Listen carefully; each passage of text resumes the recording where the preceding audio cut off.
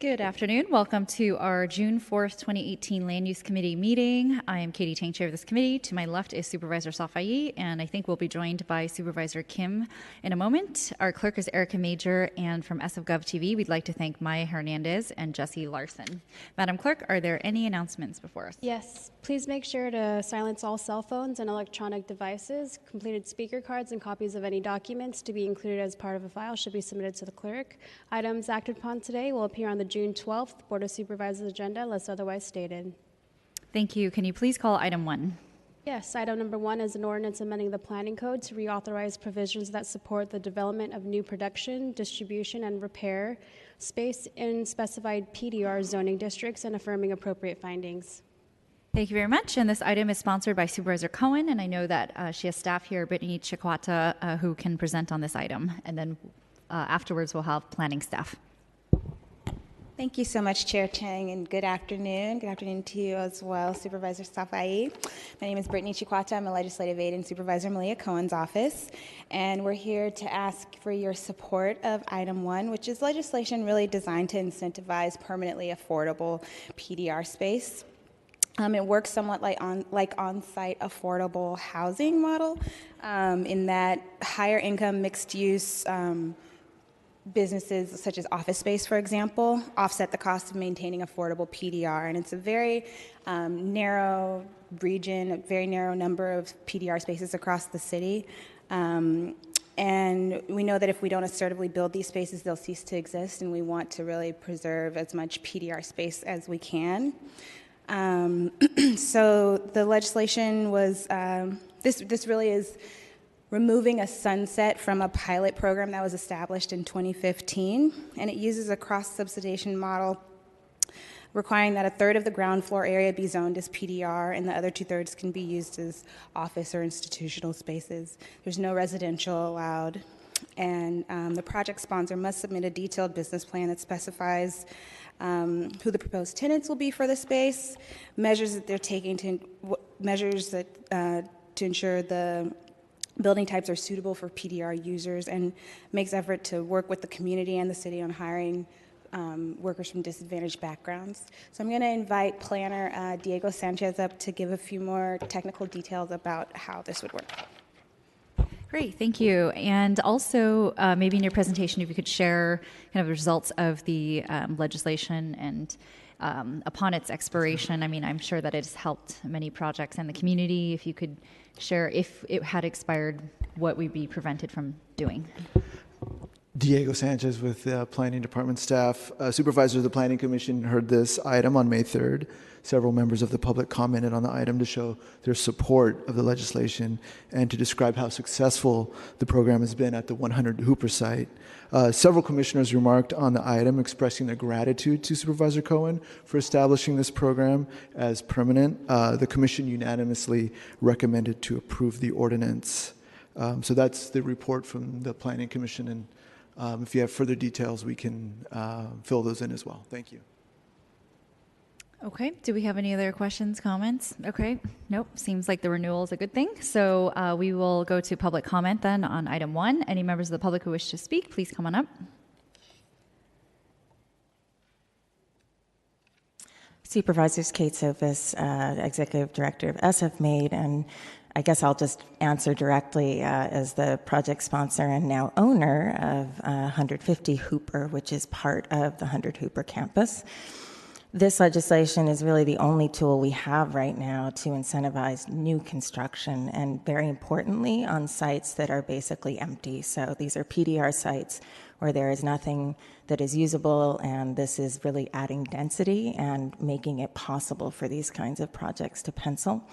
150 Hooper itself, which is a portion of the 100 Hooper project, will be open actually later this summer. It's 4 stories, 60,000 square feet of permanently significantly below market space.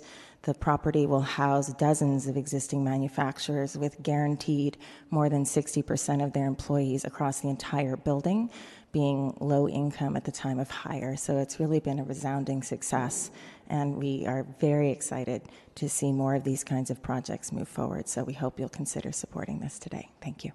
Thank you very much. All right, any other members of the public who wish to comment on item 1? Okay. Oh, yes, come on up. Afternoon, Supervisors. Thor Kozlowski. I'm one of the project sponsors of 1850 Bryant Project.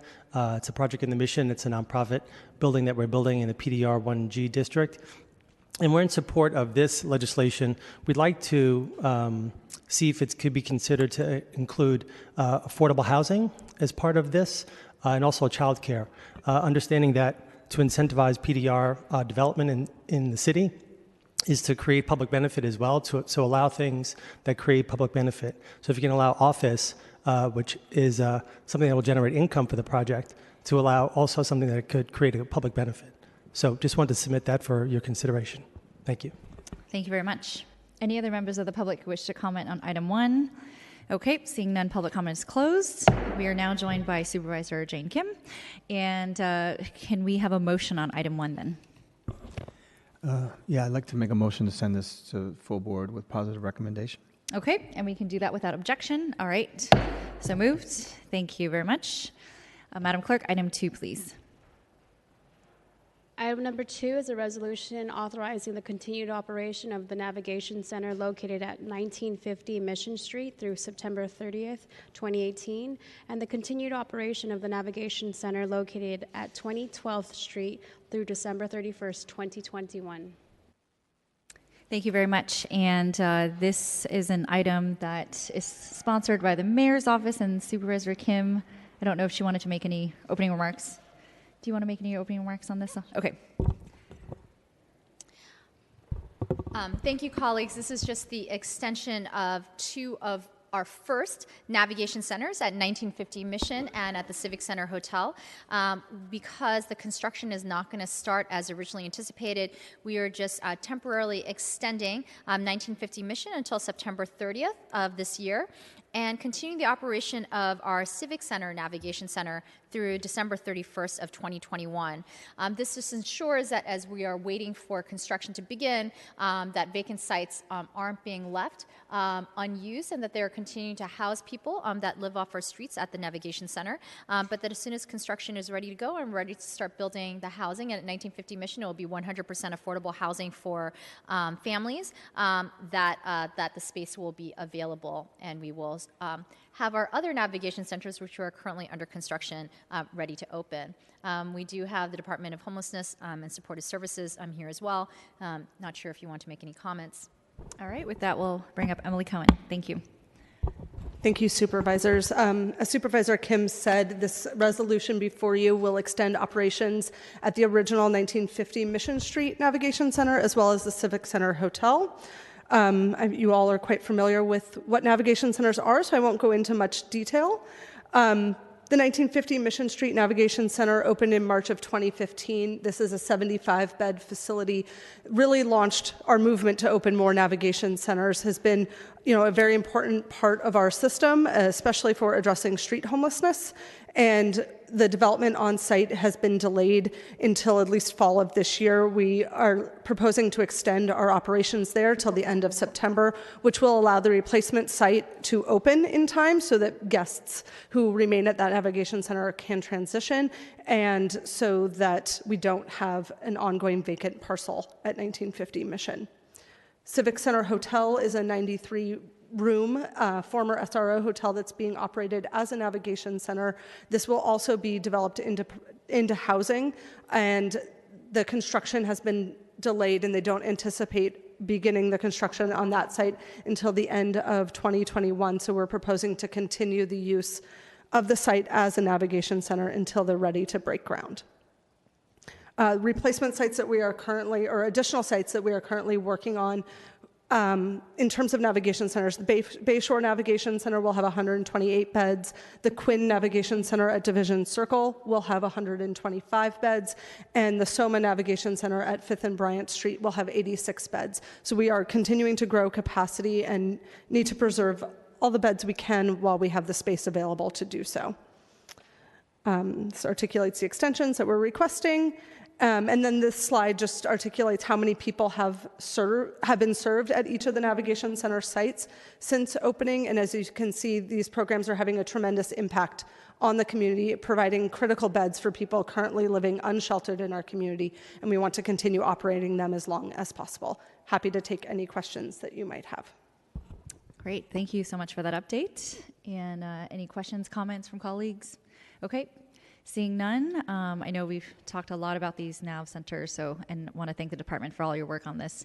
So at this time, we'll open up item 2 to public comment. Any members of the public who wish to speak, please come on up.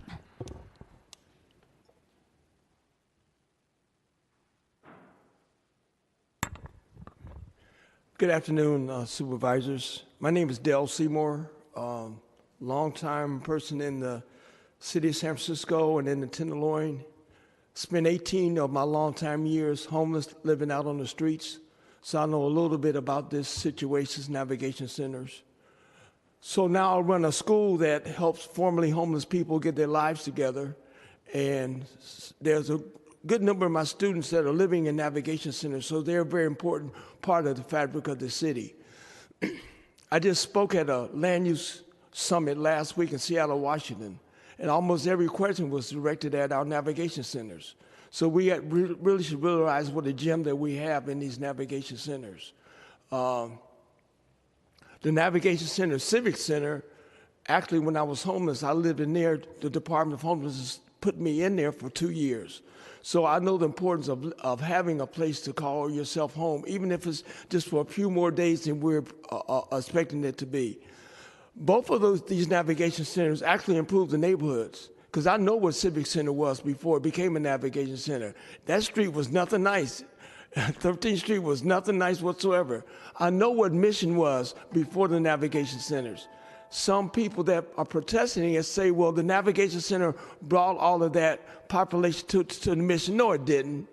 No, it didn't. That population was there way before.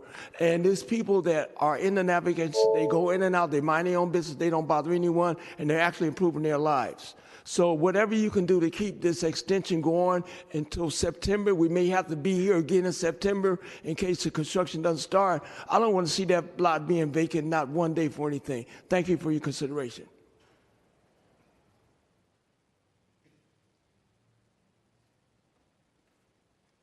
Good afternoon. My name is Anat Leonard-Wookie, and I'm with Community Housing Partnership. We're here in support of the continued operations of navigation centers within San Francisco. Since January 2016, the Civic Center NAV Center has been a safe respite for 336 street homeless adults. We've served folks who have otherwise would not access shelters, including 125 cis women and 9 transgender women who are particularly vulnerable while living on the street. We've also served 46 participants who identify as veterans. Housing takes time and it's a limited resource, but in our time at Civic Center, we've ensured that 153 formerly homeless adults are now in safe and permanent housing. That's 58% of our total exits. Prior to becoming a navigation center, as Del shared, the neighborhood wasn't so great around the Civic Center. The ground floor was mostly boarded up windows, and neighbors expressed concerns about quality of life and safety issues. With our navigation center now in place, the entire ground floor is used, it's light and bright, and we've rejuvenated the block and addressed our neighbors' concerns. Removing the Civic Center Navigation Center would create an opportunity for these community improvements to erode. Securing continued operational support enables us as a provider to focus on the folks that we're meant to be serving. The continued operation of navigation centers and the Civic Center Hotel Navigation Center in particular displays to the community that serving people who are experiencing homelessness with respect and dignity is a San Francisco value and a priority. Thank you.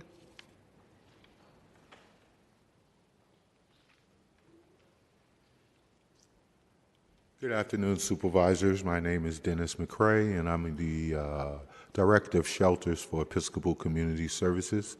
We are the operator of the 1950 Mission Street Navigation Center. As you can see from the statistics, we serve nearly a couple of thousand people there, and we continue to serve people. We have 75 beds there right now. We are aware that there has been some concern about the impact of the Navigation Center on the immediate neighborhood where the Navigation Center is located. We actually are quite diligent about making sure that the immediate landscape around the Navigation Center is kept as decongested as possible. 95% of the people you may see on that block are already housed, and they have no connection to the Navigation Center. So we are diligent in making sure that staff go out every day. We clean up every hour. They go out on a regular basis to ask folks to move on. When we see a tent out there, we immediately call the hot team to have them come and address folks and see if they are actually interested in services. We have an incredible relationship with the San Francisco Police Department, and they come by quite often. And we've actually put up no loitering signs outside.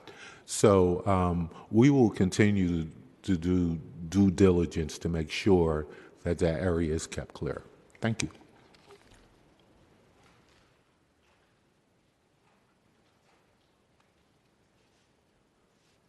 How you doing? My name is Joseph Livingston. I stay at the Navigation. It's a good program. I was homeless. I've been homeless since '95, and they're helping me find a place. I think you should keep that. Don't put no other buildings up because you need buildings like that so they can house people. If you don't have buildings like that, how they gonna get housed and get put in the places you're trying to build? You know what I mean? Keep the place. They doing a good job. And the people that hang out front, they've been hanging out there since that was a school. The police didn't get them away from there then. They're not trying now. They're trying to make us look bad. Thank you.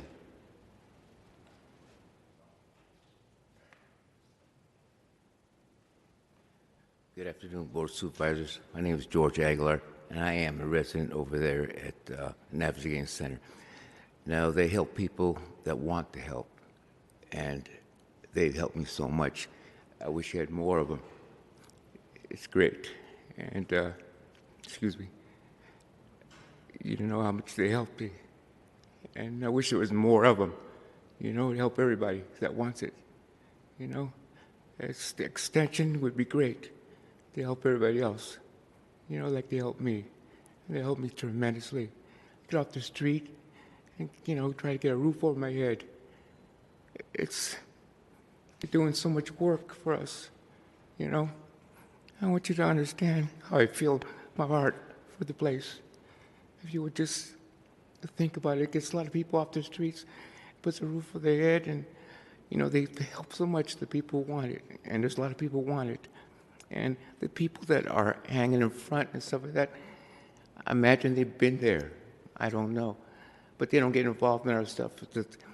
The people come down there, they do come out there and clean the area to make sure everything's right, you know, for the residents that live in there, you know. And from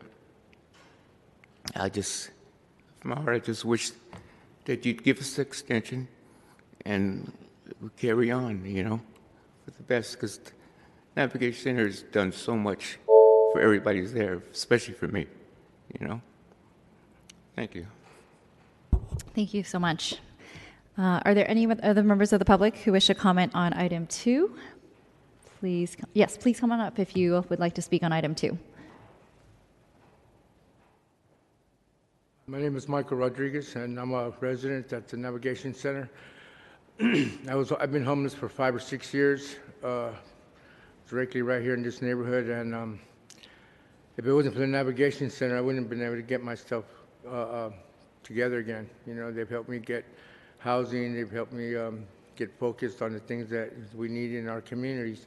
I've even worked together along with members of the HOT team to show them where all the encampments are at. And in all reality, they don't have enough help.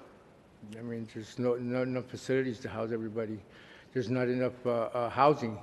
So, you know, what happens is that we get circulated. You know, we go in for a little bit, clean up, get focused on, try to work on our paperwork and get work on the housing. But if there's no housing, there's nothing that they could do. We end up going back on the streets again and go back to the same camps. You know, it's just a circle. You know, I think it's terrible that people are trying to criminalize housing. I mean, criminalize being homeless. You know, what we need is some affordable housing. I mean, who could afford $3,000-$4,000 for a one-bedroom? That's ridiculous. I don't even make that much money in 2 months. You know, so yes, I believe that Navigation Center needs some kind of extension, and maybe even open up a few more facilities with some trained individuals to help us get it off the streets. Thank you very much. Thank you very much for sharing that. Any other members of the public, please come on up for item 2.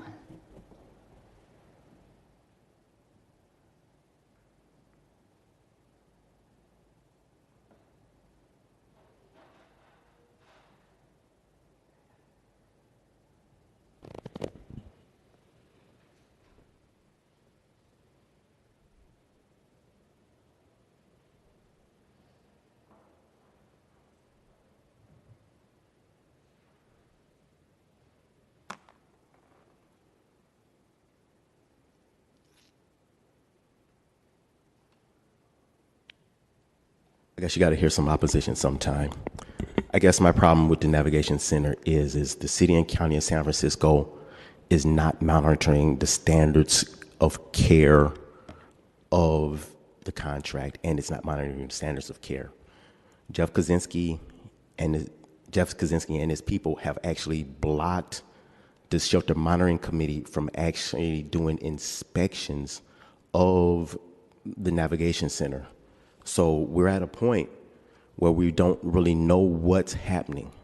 And I don't know if the city auditor has done another audit to see what's happening. How long have people stayed? What type of services are happening? We just have lots of problems because the grievance policy, the shelter extension policy, it just seems like they've thrown all of the protections with these navigation centers out the window, just all of them. You know, the shelter extension policy, the grievance policy, the shelter training manual. It's just this excessive list of them just throwing out laws to protect the homeless. This is a horrible direction that San Francisco has taken, where we can dump homeless people somewhere and just ignore the laws and protections that people have fought 5, 10 or more years for. I just really believe that you should do something as to how Jeff Kaczynski and Episcopal Services of San Francisco has refused overtly to follow the laws and their contract of the city and county of San Francisco. Thank you very much. Any other members of the public who wish to comment on item 2? Okay, seeing none, public comment is closed.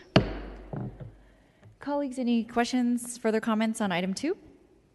Okay, seeing none, then can we get a motion to pass this forward with positive recommendation as a committee report? So moved. Okay, we'll do that without objection. All right, thank you, colleagues. So, Madam Clerk, are there any other items for us today? There's no further business. Okay, thank you. We are adjourned.